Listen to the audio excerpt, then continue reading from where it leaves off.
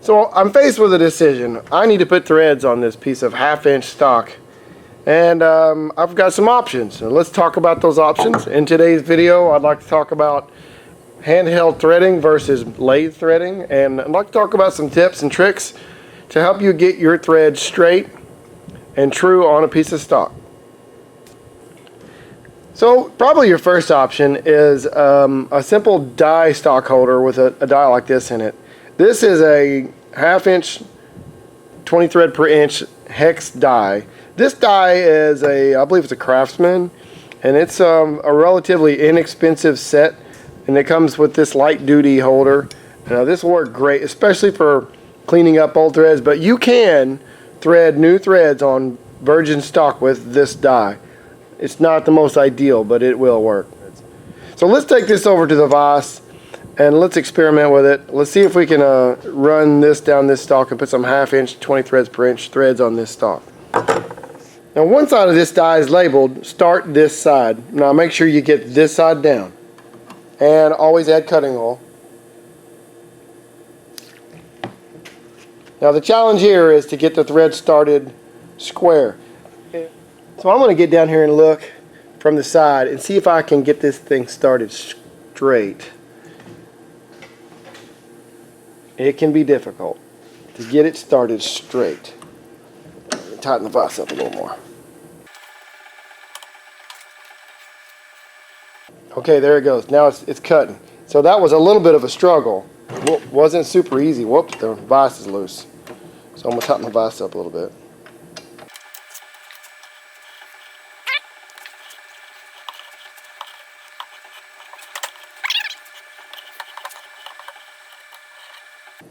So let's take a look at that. Now, I don't know if you can see that or not, but that is terrible. That is terribly crooked. It is off like a 10-degree angle. This is the problem with handheld dies and die holders. So this die stock and die are probably best suited for rethreading and repairing threads. I wouldn't recommend this for creating new threads. It's a little small, it's a little wimpy, and obviously it's terribly hard to get started straight on the stock. So the next step up from this would be this Craftsman. Actually, these are both Craftsman. This is their bottom of the line set. This is what would come in the set, and this one comes from a set as well. But this one has another feature that makes it a little better for aligning your die on stock. Let's talk about that. Let me show you. You take this thin die and you put it in this holder, and for now I'm just going to snug this. Now on the back of this die stock, it has a scrolling jaw, a 3-jaw scroll that allows you to fit it to your stock. So let's just say we're going to put threads on this end of this stock. What I would do is I would put the stock in this little chuck here, and I would snug it down to it and tighten these thumb screws. Now this is going to center the material in the holder.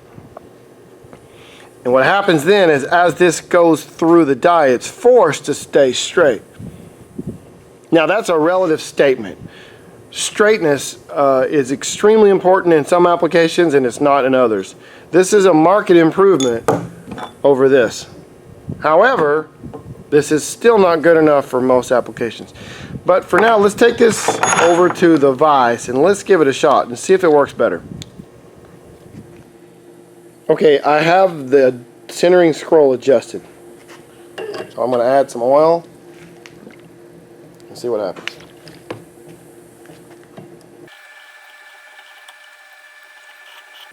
And I can already tell a difference because it's more precisely aligned. The die is cutting easier.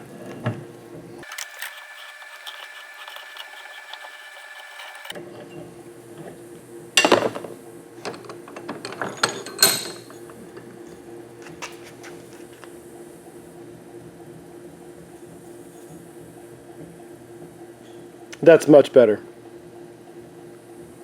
So I've put a piece of 3/4 inch stock in the lathe, and I want to put 3/4 inch 10 threads on it. And let's say I want to use my die. Let's just say I'm not very good at threading on a lathe, so I want to use the lathe to hold the material, maybe even power thread it using a die. So the best way, or maybe not the best way, but one way to get this square is to place your die stock handle up against your material like this, and then run your tailstock up against it. Now on this lathe, my tailstock just happens to fit this die stock just perfect. So the back side of this die stock, even though it's cast, it's pretty flat, and it's pretty true to the inner machine bore for the die. So I'm going to place this die stock up against the material. I'm going to lock my tailstock down, and then I'm going to use the quill on the tailstock to hold pressure against the die stock. Now from here, what I usually do is I take my chuck key and I'll put it in the chuck, and by hand I'll turn the spindle. And while I'm holding pressure on the tailstock hand wheel, I'll turn the chuck. Now I'm not going to actually thread this way, because I want to show you another cheat that I use a lot. I've already got the lathe set up to cut 10 threads per inch. You might notice this is not a threading tool, this is just a turning insert, and it really doesn't matter because I'm not going to cut a full thread with this. So what I'm going to do is I'm going to set the lathe up to cut the thread, which I've already done, and I am going to run it in, I'm going to touch off with my compound, back off. I'm going to do a test cut to make sure I've got the right pitch.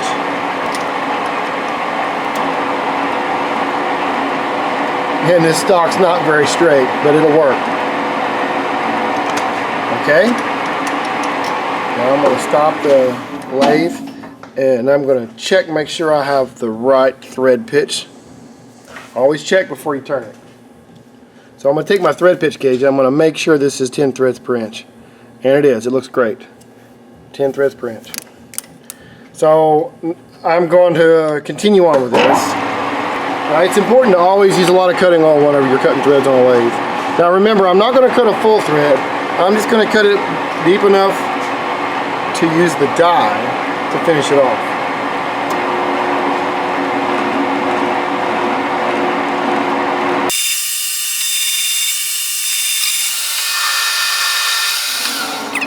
Okay, so now that I have the thread mostly done with the lathe, I'm going to take my die and I'm going to get it started. I'm going to put the lathe in neutral so that I can start it. And once I get it started, I should be able to put my lathe back in gear and rest my die stock against, I can rest my die stock against the saddle. And if I'm careful, I should be able to start the lathe and finish the thread with this die.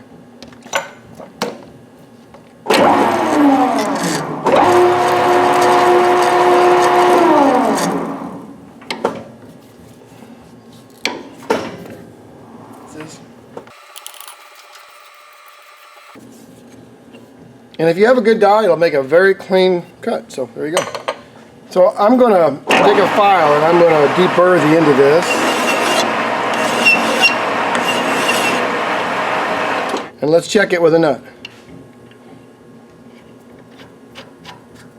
There it is.